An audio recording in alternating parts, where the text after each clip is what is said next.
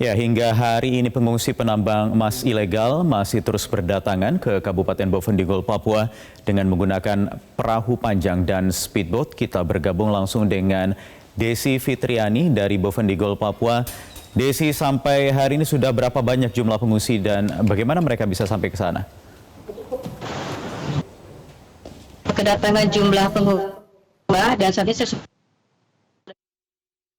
dan tadi malam jumlah pengungsi menambah menjadi 1.898 dan tadi pagi sampai pukul 11 waktu Indonesia bagian timur jumlah pengungsi yang datang mencapai lebih dari 2.010 pengungsi dan mereka adalah para penambang ilegal yang telah berbulan-bulan tinggal di beberapa mining atau beberapa rumah 1 sampai rumah 88 dan mereka tinggal di sana, tetapi karena pada hari Minggu lalu terjadi aksi serangan dari kelompok bersenjata tajam, akhirnya dengan komunikasi akhirnya mereka turun ke Boven Digul ini dan mereka turun dengan menggunakan secara bertahap ataupun bergelombang dengan menggunakan perahu panjang yang berisi sekitar 17 sampai 20 orang dan juga menggunakan speedboat dan mereka harus membayar seharga 20 juta per speedboat atau 20 juta untuk perahu panjang. Wahyu. Ya, Desi, apa alasan mereka memilih Boven Digul untuk menjadi tempat pengungsian? Ya, memang kalau dari Boven Digul sendiri ke puncak Pegunungan Bintang dan Yahukimo itu memang cukup jauh, Ayu. Dan rata-rata mereka melakukan perjalanan sekitar 3 sampai 6 hari. Dan mereka itu yang dari Pegunungan Bintang melakukan perjalanan kaki sekitar 1 hari dan kemudian baru meneruskan perjalanan dengan menggunakan perahu dari kawasan distrik Ko yang masuk kawasan perbatasan Boven Digul kemudian menuju ke kota Boven Digul.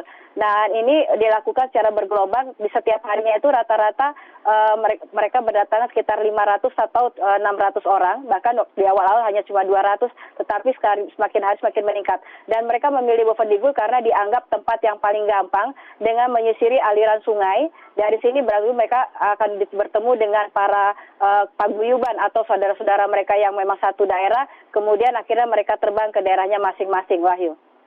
Ya, Desi, kabarnya beberapa penambang ini berangkat ke lokasi tambang lewat bantuan calo. Benar demikian dan bagaimana prosesnya?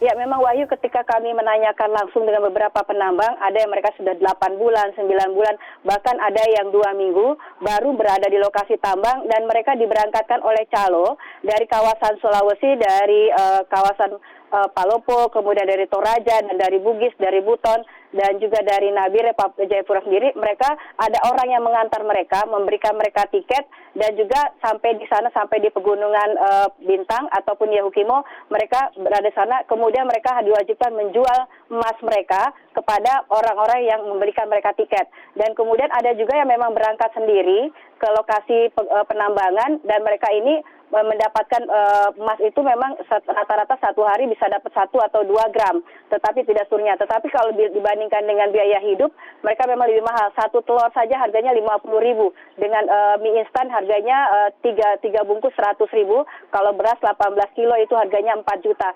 Tapi memang karena mereka menilai adanya penambangan ini bisa menghasilkan uang, akhirnya mereka datang ke sana, ada yang sendiri dengan para calo-calo. Tetapi memang 2 bulan atau 3 bulan terakhir, pemberangkatan dengan calo itu semakin marak. Jadi mereka memang kayaknya sudah ada jaringan calo yang berada dari Toraja, Palopo, dan juga dari Bugis dan Buton. Kemudian mereka mentransfernya ke Jayapura, baru kemudian mereka berangkat ke Oksibil dan kemudian langsung ke daerah penambangan. Wahyu. Baik, Desi Fitriani melaporkan langsung dari Boven Digul, Papua. Pemirsa, demikian headline news untuk saat ini. Kita ikuti Metro Siang selengkapnya.